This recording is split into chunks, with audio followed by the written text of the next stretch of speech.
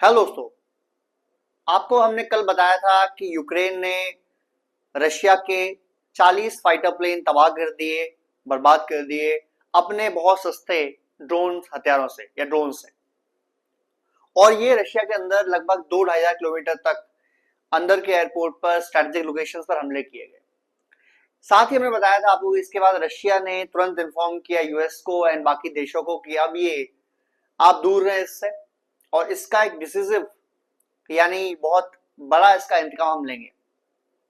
और अभी UK, US और जो 5 आईज नाम से संगठन है इन लोगों का, जिसमें यूके भी है, यूएस भी है, कनाडा भी है, ऑस्ट्रेलिया भी है और फ्रांस भी है, ये पांचों ने बताया है, इनकी जो खुफिया एजेंसीज हैं, कि रशिया बहुत बड़े हमले की तैयारी कर रहा है यूक्रेन के ऊपर, जिसमें न्यूक्लियर बॉम्ब के हमले भी हो सकते हैं और साथ साथ उनकी सुपरसोनिक और हाइपरसोनिक मिसाइल्स के हमले भी हो सकते हैं।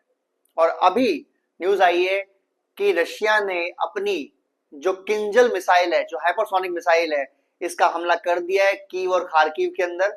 और साथ साथ जो उनकी हाइपरसोनिक मिसाइल्स, क्रूज मिसाइल्स हैं, जिसका नाम है स्कंदर, किंजल, ये दोनों से हमले करना शुरू कर दिए। मैं आपको बता दूं यहीं पर कि हाइपरसोनिक और सुपरसोनिक में क्या अंतर होता है। तो जो सुपरसोनिक मिसाइल्स होती हैं, ये हवा में जो चलती हैं उसकी स्पीड होती है आवाज की स्पीड, यानी 1 मैक की स्पीड या उससे हल्की ज्यादा।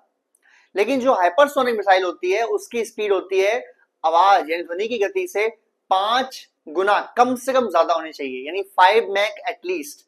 तो जो हाइपरसोनिक मिसाइल होती है वो 5 मैक से ऊपर की होती है, तो इनको पकड़ पाना, इनको रोक पाना लगभग नामुमकिन होता है। और जो किंजल मिसाइल है, ये ब्रह्मोस मिसाइल का ही एक वर्जन कह सकते हो, जो पाकिस्तान में हमने हमला किया था भारत ने, और इसकी हमले शुरू कर दिए गए हैं कीव, खार्किव के अंदर।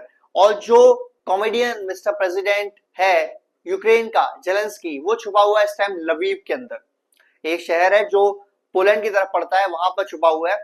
रशिया ने अपने हमले और तेज कर दिए हैं और रशिया 2 तरीके से काम कर रहा है। एक, वो जवाब देने की तैयारी भी कर रहा है, साथ साथ उसने कब्जा करना शुरू कर दिया है सूजी और जो जगह वो कब्जा चाहता था करना पहले से, यानी वो अपने जो लॉन्ग टर्म गोल्स थे जो पहले सोच रखे थे उनको भी चला रहा है, और साथ साथ वो एक बहुत बड़े हमले की तैयारी भी कर रहा है। इस टाइम पूरे यूक्रेन में रेड अलर्ट यानी कि एयर अलर्ट, एयर रेड्स हो रही हैं और उसके साइड बज रहे हैं, लोग जहां छुपे हुए बंकरों में घुसे हुए हैं और मिसाइल मारे जा रहे हैं। यूक्रेन के अंदर जो फौजी ठिकाने हैं उसको डिस्ट्रॉय कर रहा है रशिया।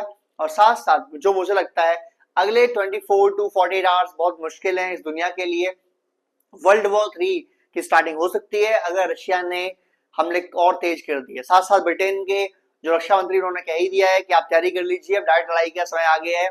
उधर यूक्रेन ने ब्रिटेन के सैनिक और फ्रांस के सैनिक मांग लिए हैं लड़ने के लिए यूक्रेन की तरफ से रशिया से, क्योंकि सैनिक की कमी हो रही है यूक्रेन में बहुत ज्यादा।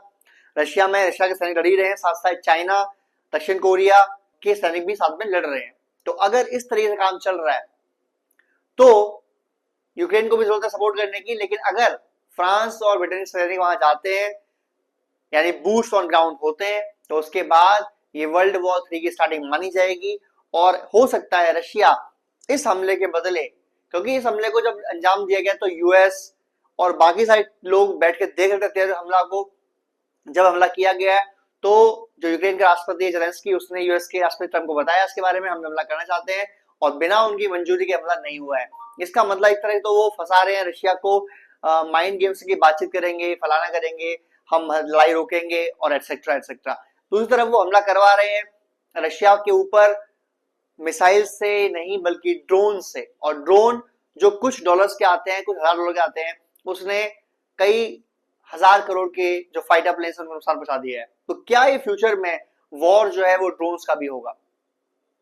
एक अनुमान लगाया गया है कि जिसके तहत भारतीय रुपयों में 18,000 करोड़ रुपए का नुकसान रशिया को दिया है यूक्रेन ने अपने इस हमले में। हालांकि हमला बहुत मास्टरफुल था, मास्टरमाइंड की तरह काम किया गया, लेकिन जो बदला होगा यूक्रेन के ऊपर रशियन प्रेसिडेंट का, पुतिन का, वो बहुत खतरनाक होने वाला है। और मैं ये दुआ करता हूं कि ये वर्ल्ड वॉर 3 स्टार्टिंग ना हो जाए, अन्यथा जो हमारी जिंदगी चल रही है वो बहुत बदल जाएगी। हालांकि वर्ल्ड एक तरफ हो, नाटो एक तरफ हो, क्योंकि अगर ब्रिटेन ने हमला किया, फ्रांस ने हमला किया, तो दोनों देश जो है नाटो सदस्य हैं, तो पूरा नाटो एक साथ लड़ेगा, और नाटो एक साथ लड़ता है तो ये लगभग दुनिया खत्म करने वाली बात हो जाएगी, क्योंकि रशिया भी कम नहीं है, उसके पास लगभग 5,500 न्यूक्लियर बॉम्ब्स हैं, 5,500। वो भी हमला करेगा और इनके पास भी लगभग 5,500 न्यूक्लियर बॉम्ब्स हैं, तो ये भी हमला करेंगे, तो फिर बचेगा कौन? बहुत मुश्किल वाली बात है। आप लोग क्या लगता है, क्या ये वर्ल्ड वॉर 3 होने वाला है? क्या इसकी शुरुआत कर दी है? क्या जो ये यूक्रेन का हमला था, ये इस वॉर में अब तक सबसे डिसीजन मूवमेंट थी, और इसके बाद अब ये वॉर जो है वो बहुत खतरनाक शक्ल लेने वाला है? प्लीज अपनी राय कमेंट कीजिए, शेयर कीजिए, सब्सक्राइब कीजिए। जय हिंद, जय भारत।